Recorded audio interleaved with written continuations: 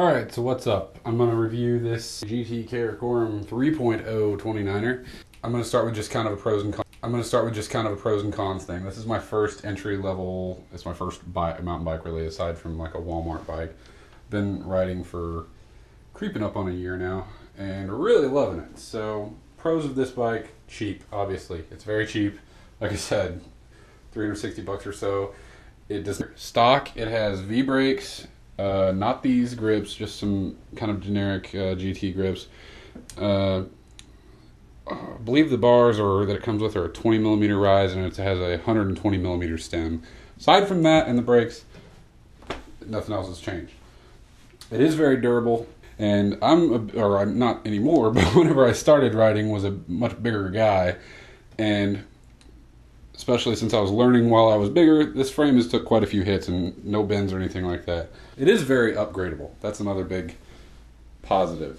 The discs, it is fully ready, frame and wheels, it is ready for disc brakes. If you're just getting into mountain biking, something that you really need to keep in mind, and if you're looking to get faster and things like that, they are essential because they will save your skin left and right.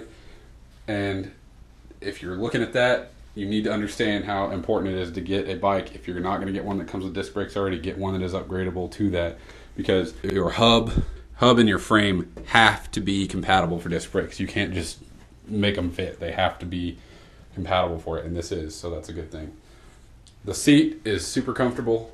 Like I said before this, I'd only rode like Walmart bikes and stuff and was real proud of my Schwinn gel seat and how comfortable it was.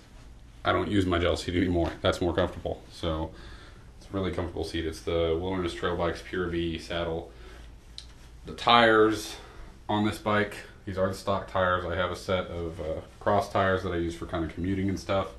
Because of the fact that these are really good trail tires, kind of gummy, and they work really good in muddier stuff also. They're just a good all-around trail tire. I've been really happy with them. But if you're planning on getting this bike and using it for a commuter, not good tires, because they wear out really fast on concrete because of that kind of gummier deal that I was talking about.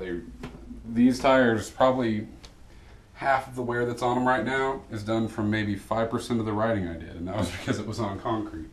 We're going to get on to the cons now, and I'll do a quick little run over of why I upgraded what I upgraded here in a second. The cons, first big one is the wheel set. These are single wall rims. I warped the back wheel pretty bad my second or third time out on this bike, and I've got it straightened up and everything.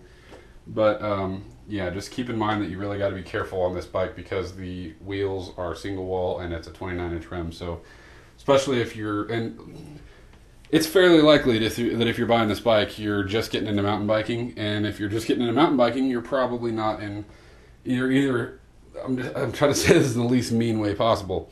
There's a chance that you're like I was when you just got into mountain biking and you're doing it to get in shape, so you're a heavier person and are going to be a little more rough on wheels. That's what I'm saying. And if that's the case, you got to be careful with these wheels.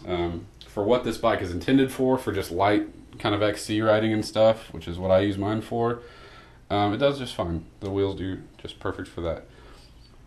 I have this under cons, but for me it's not, but for some people it might be. It has plastic pedals.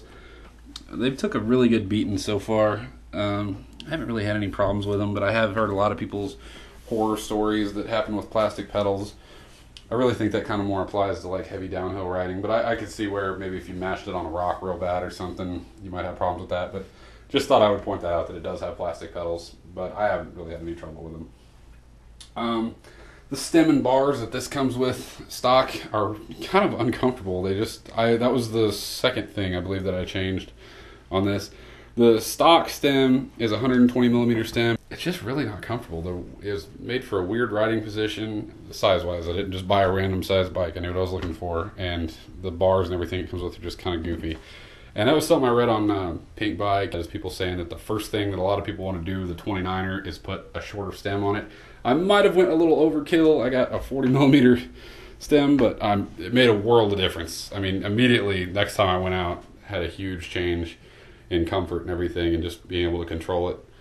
So that's, worth thinking about.